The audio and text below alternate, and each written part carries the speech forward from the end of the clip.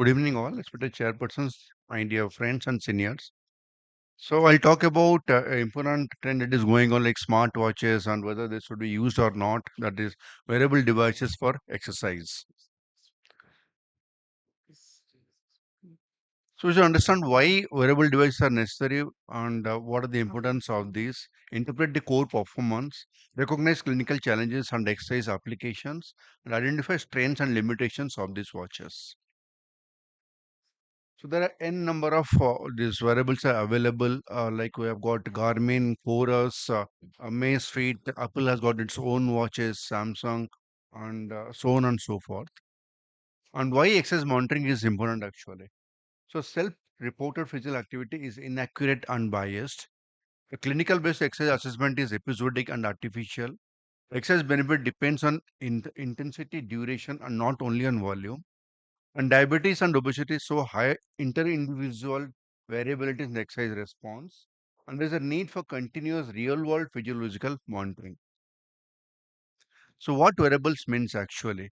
So wearables are electronic or small mobile devices worn on the body or portable tools. And the embedded analytic algorithm enhanced functionality. Connect to the network, sense, store, read, uh, transfer data, and perform computations. And they're small, easy to use devices applied for the smarter health benefits. So there are so many types of wearables are available, like hand on or headwear, footwear, leg wear, wrist wear, body wear, chest wear, so on and so forth. Also, implantable wearables are also available. So let's go back to the history of the wearables. Way back in 1960s, Sir Edward O. Thorpe, a MIT mathematics professor, first introduced the concept of wearable technology. Then the early experiments were done by the Thorpe, Claude, and Shannon, who built relay plate in the soup computers. The 1970s to 1980s or 90s, then from research project consumer gadgets like computer watches or small or wearables. Then 2000 onwards, there are expansion into healthcare, education, and social networking, and also it went into militaries.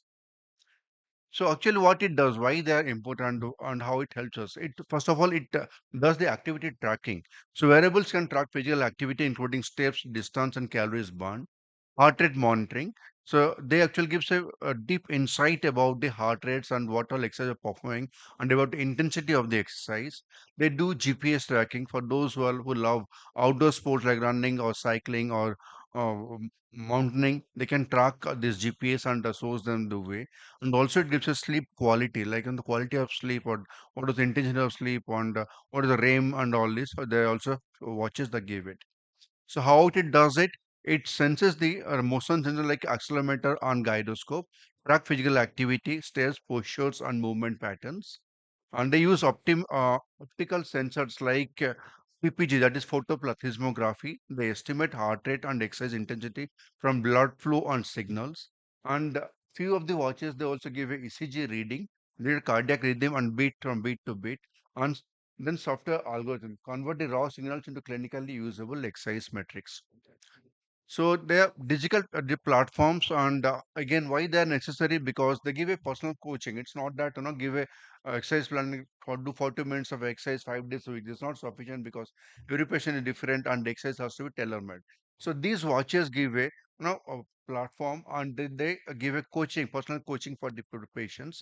And tracking, again, as I said, digital platforms can track progress, providing insights into the exercise adherence and progress towards the goal. Social support, like those who have got the same similar kind of goals, they put combine together and they can support each other and celebrate the goal, and they motivate each other. And also future they give the hydration starters, and at times these athletes they fall down, and they give a hydration starters like whether they have to drink water, how much sweat they have lost. So from wearables to physiological metrics, what are the key parameters of these wearables? What are the main or most important is the VO2 max. So they give a fitness capacity by VO2 max, endurance score and health score, training load and adaptation, whether the athlete or even any person is ready for the exercise or not, like training load, training effect, training status and readiness. Performance threshold like lactate threshold. What are lactates? They are the byproducts of the glucose. Once somebody goes for the exercise and they use glucose and comes out this lactate, and lactate also gets utilized as a energy.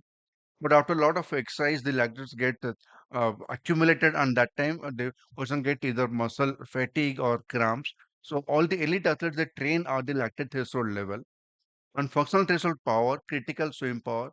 Also, they give race predictions and recovery in the form of HRV, that is heart rate variability, HRV status, and HRV stress. So, VO2 max being the anchor fitness metric. VO2 max means what? It means the maximal oxygen uptake, the highest rate at which body consumes oxygen during increasing exercise density. And then this reflect the cardio metabolic or respiratory fitness and the capacity of the heart, the cardiometabolic risk, and the high low VO2 max when max is related to higher mortality. And VO2 max is often lowered in the case of type 2 diabetic patients or obese individuals. And wearables estimate VO2 max indirectly in via heart rate and the activity data. So how wearables estimate this VO2 max? They come to know or the exercise performed from the heart rate response, the external workload, estimation mode, and estimated VO2 max. That is by indirect algorithm based. So why it matters? It's because VO2 max is reduced in type 2 diabetic patients. Lower exercise capacity strongly predicts the mortality, and therefore tracking fitness threshold estimates VO2 max is clinically meaningful.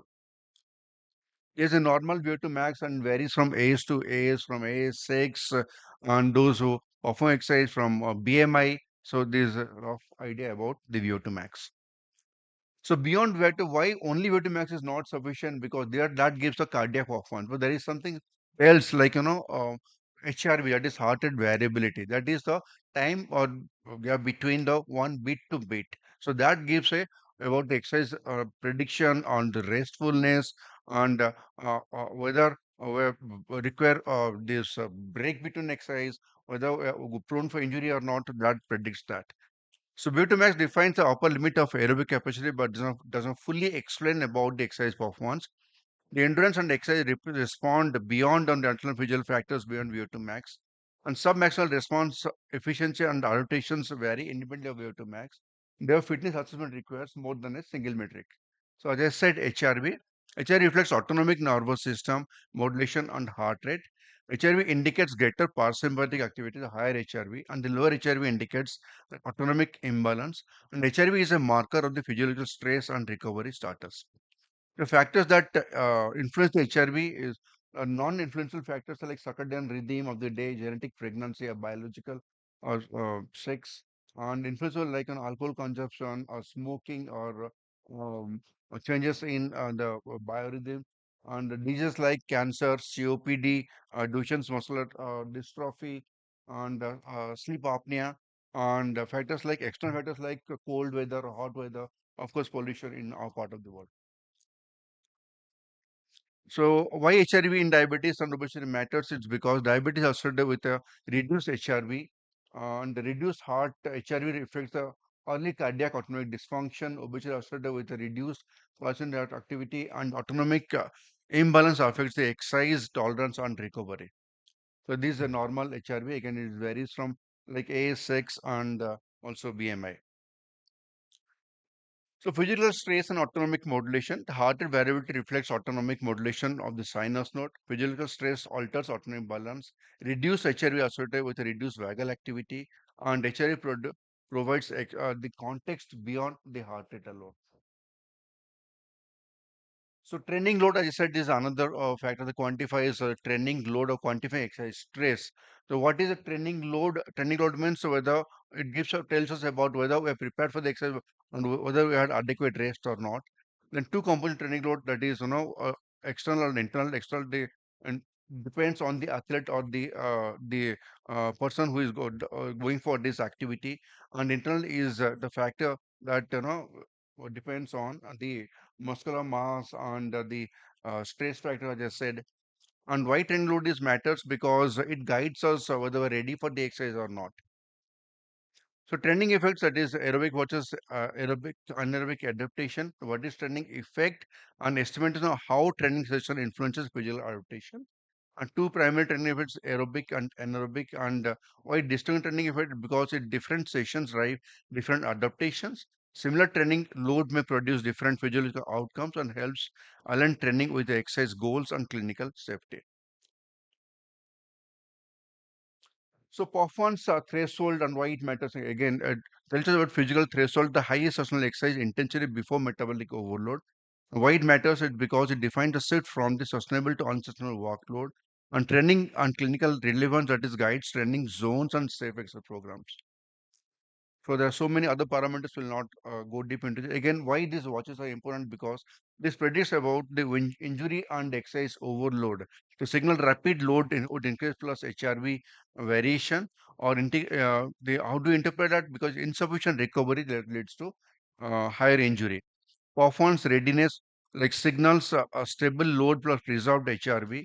And how do you interpret that? Because athletes and individuals physically ready to perform and performing forecast the signal constant with the trains in the pace, power, and unfixed on the heart rate. So clinical action application in diabetes or the personalizing, identify, spacing, and support. And personalized exercise programs are important for each individual. Identify the abnormal heart rate and response, suggesting autonomic dysfunction. Spacing exercise sessions to avoid excessive metabolic stress and supporting adherence and safety through the feedback and the trained awareness. Again, sleep is a missing link in exercise and metabolic health. Sleep duration quality directly influences insulin sensitivity and sleep duration disruption increase glucose variability and next day fatigue. Autonomic imbalance during sleep predicts cardiovascular risk and exercise recovery is sleep dependent, especially in diabetics. So what this wearable catches? They catches the sleep duration and timing, sleep continuity, fragmentation, happening, and nocturnal heart rate. But they cannot tell us about the stages of sleep or sleep disorder like sleep apnea or the direct glycemic or metabolic events. But of course, in the future technologies or AI-based watches, they want to predict it. So what are the basic benefits? Increase motivation, wearables, and platforms can motivate users for exercise and regularity, and they track the progress. Improved others tracking progress and receiving feedback can improve exercise adherence. Enhanced engagement and interactive features and social support can enhance the user engagement. The effective utilization, set realistic goals. It's not that we're going for a full marathon tomorrow itself. Encourage users to set achieve goals and track progress and celebrate success. Provide feedback, often regular feedback, adjusting exercise plans are needed. Foster community, that is encourage social interaction, sharing progress and experiences. Integrate with exercise routines, incorporate the existing timetable, not that do something out of the wall. The strengths and limitations and the continuous real world monitoring across the days and weeks, train detection for load recovery and sleep, and support engagement and adherence to physical activity. And the limitations are like indirect estimation of physiological variables, variable accuracy across devices and contexts, and it's non-diagnostic. We cannot diagnose with this or requires clinical interpretation. So future prediction like integrate the variables with glucose data, like exercise with the fluctuation of the blood glucose, personal exercise prescription, adaptive integrated and recovery guidance for the people with diabetes. The AI-assisted pattern recognizing, identifying risk windows, small adaptations and recovery needs for longitudinal data, and clinical validation standards moving from consumer metrics to the this endurance-based frameworks. So my key takeaway messages would be the wearables extend exercise monitoring beyond the clinical capturing real-world activity and recovery on sleep. Physiological trends matter more than single metric like VO2 max, HRV, or load or sleep parameters. In diabetes, safety and recovery are as important as exercise performance. And clinical values comes from integration, interpretation, and context, and not from the raw data. Thank you.